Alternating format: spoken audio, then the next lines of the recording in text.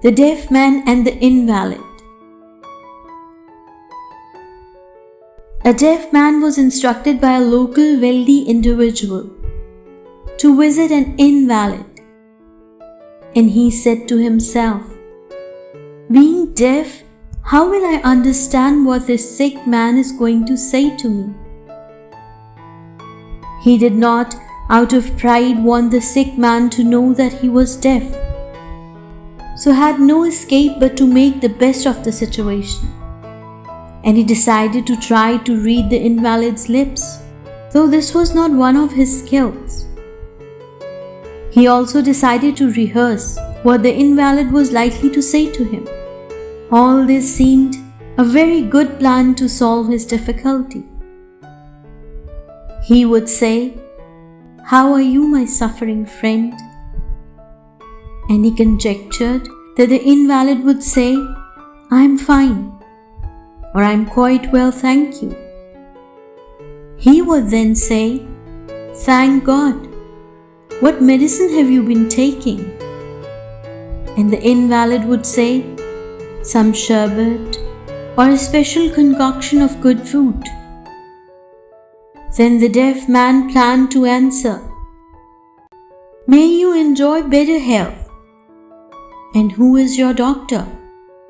And the invalid would reply with the name. Then the deaf man planned to congratulate the invalid on his choice of doctor and say that for sure such a man would bring him good health.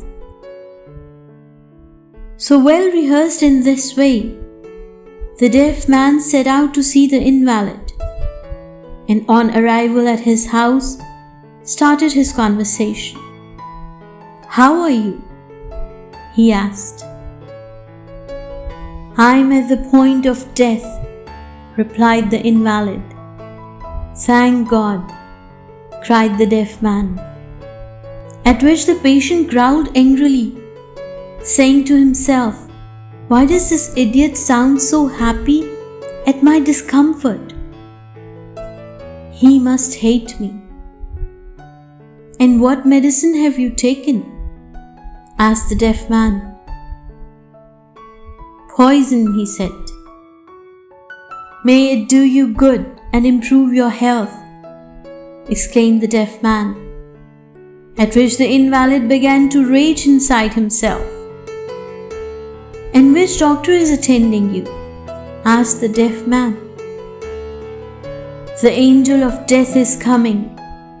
Get out of my house, you idiot." "Oh, this doctor is the best.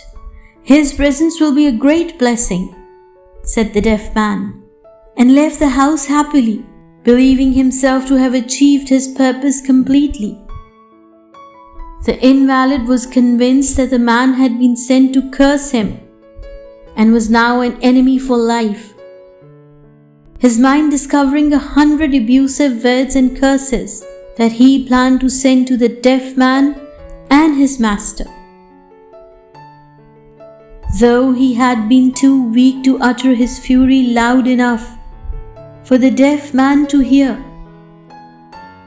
he now lay upon his bed weaker than ever before, his body and his mind consumed with anger and exhaustion. Many are they who tend to the poor, many who visit the sick, but they go with the purpose of saving themselves and achieve but their own peace of mind. Their own hearts are proved by devotion. In this is the falseness of piety, for pure is foul,